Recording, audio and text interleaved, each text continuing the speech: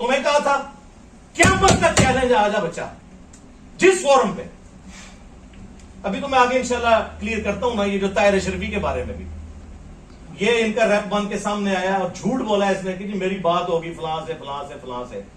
تو گورنمنٹ کا نمائندہ ہے نا طاہر اشرفی, پی ٹی وی پہ بلا مجھے, تو بھی بیٹھ جا ساتھ, تقی عثمانی کو بھی لے آؤ, تینوں ملے بیٹھو, سوری تینوں مولانا کو بیٹھو, تینوں مولانا. انجینئر صاحب نے فی الحال کے لیے تو اینڈ کر دیا ہے اور انشاءاللہ جو ہے نا ایک تگڑا جواب ہوگا ان کے لیے, تو باقی اللہ مالک ہے چیز. انشاءاللہ میں تو باتیں سنتا رہا ہوں لوگوں کی کہ کوئی اہل حدیث سے کوئی دیوبندی تھے یہ بتا رہے تھے کہ ایسے ہے بھاگ گئے ہیں, ایسے محمد علی مرزا نہیں اب سامنے آئے گا اسٹیٹ پر. وہ ویڈیو اس کا جو دکانداری اس نے کھولی تھی وہ بند ہو چکی ہے اس کی, لیکن میں خاموش رہا. لیکن مجھے پتہ تھا کہ جو سچا آدمی ہے وہ خاموش رہتا ہے لیکن بتاتا ہے ضرور, اپنا آپ کو اجاگر کرتا ہے. لیکن آپ محمد علی مرزا صاحب نے بتایا ہے اس چیز کا, اور انشاءاللہ زیادہ مزید بات نہیں کروں گا. یہی بات کروں گا کہ جو ویڈیو آئے گی نا ابھی منگل یا بدھ کو آ جائے گی, تو اس پر وضاحت سے علی بھائی نے جو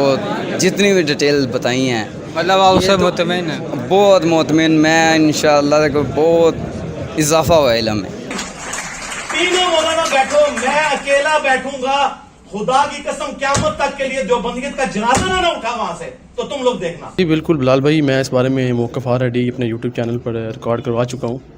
ایک ہمارے جہلم کے بڑے ہی میں ناز عالم دین تھے سید عطاء اللہ شاہ بخاری صاحب, تو ان کا بھی میں نے اس میں کلپ کاٹ کے لگایا بڑے واضح الفاظ میں. میں ان کا علی بھائی سے اختلاف اپنی جگہ پر, لیکن بڑی انہوں نے حق بات واضح کی کہ مفتی طارق مسعود صاحب اللہ کے رسول اللہ اور صحابہ اہل بیت سے محبت کی خاطر جو ہے وہ بات کرنے نہیں آئے, بلکہ وہ اپنے بزرگ بابوں کی جو ہے ان کو ڈیفینڈ کرنے کے لیے یہاں پہ جہلم پہنچے ہیں. جب انہوں نے واضح الفاظ میں کہا کہ جب انجینئر صاحب نے ان کے بابوں کو گھسیٹا تو ان سے برداشت نہ ہوئی, ٹھیک ہے.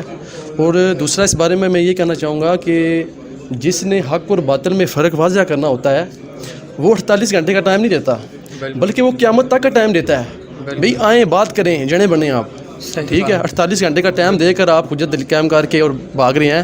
آپ تو رات کو 3 بجے اور رات کو 4 بجے ویڈیو بنا کر بھاگ جائیں گے, ٹھیک ہے. اتنی بڑی سازش کھیل رہے ہیں کہ خیر ہم روٹی کو چوچو کہتے ہیں, ہمیں نہیں پتہ آپ ہمارے متھے مار کے جا رہے ہیں ڈی پی او کو اور سی ٹی ڈی کی جو ایجنسیاں ہیں ان کو اور جوڈیشلی کو, ٹھیک ہے.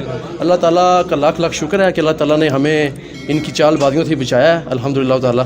اور میں علی بھائی کو یہی کہوں گا کہ علی بھائی جو ہے وہ زندہ باد. سب سے پہلے تو دیکھیں کہ ابھی پچھلے ویک میں اگر آپ نے دیکھا ہو تو کافی کنٹروورسی چل رہی تھی.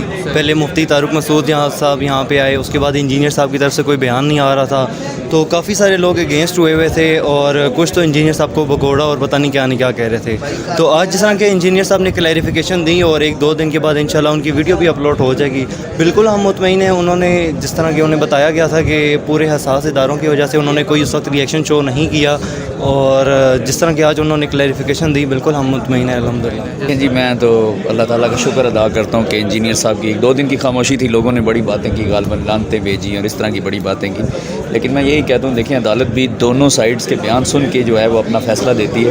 تو وہ ایک سائیڈڈ ہی ان کے جتنے بھی مفتی صاحب کے مریدین تھے وہ اچھل رہے تھے.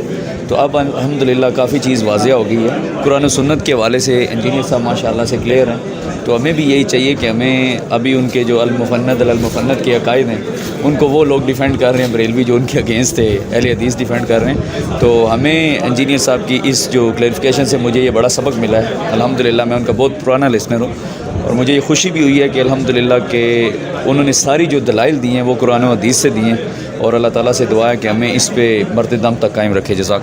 دیکھیں ایک بات مجھے ابھی انجینئر صاحب نے جو دوران اپنی اسپیچ میں کہی تھی کہ سر ہمیں آپ صلی اللہ علیہ وسلم کو فالو کرنا ہے, ہمیں انجینئر صاحب کو فالو نہیں کرنا. وہ تو ایک ذریعہ ہیں جو ہمیں سچ بتا رہے ہیں. تو یہ تو دیکھیں پورا پروپیگنڈا ہے. لوگوں نے صرف سستی شہرت کی خاطر اور صرف انجینئر صاحب کی دعوت کو, اور میں تو یہ کہوں گا کہ عرف عام میں نبی صلی اللہ علیہ وسلم کی دعوت ہے, آپ صلی اللہ علیہ وسلم کی دعوت کو خراب کرنے کی خاطر اس طرح کے پروپیگنڈے پرانے دور میں منافقین کرتے رہے اور آج بھی قیامت تک اس طرح کے منافقین موجود رہیں گے.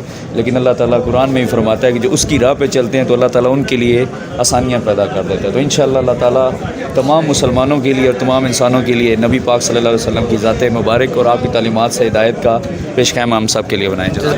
مطلب میں 2-3 دنوں سے دیکھ رہا تھا آپ لوگوں کے بھی यूट्यूब जो क्लिप्स आए हुए थे आप लोगों के, शायद भाई के और आपके, तो मुझे मतलब मुझे इसकी इतनी टेंशन नहीं थी, क्योंकि वो मुफ्ती साहब अपनी बाबों की किताबें फॉलो करने के, उनका दिफा करने के लिए आ रहे थे और यहाँ कुरान और हदीस की बात हो रही थी।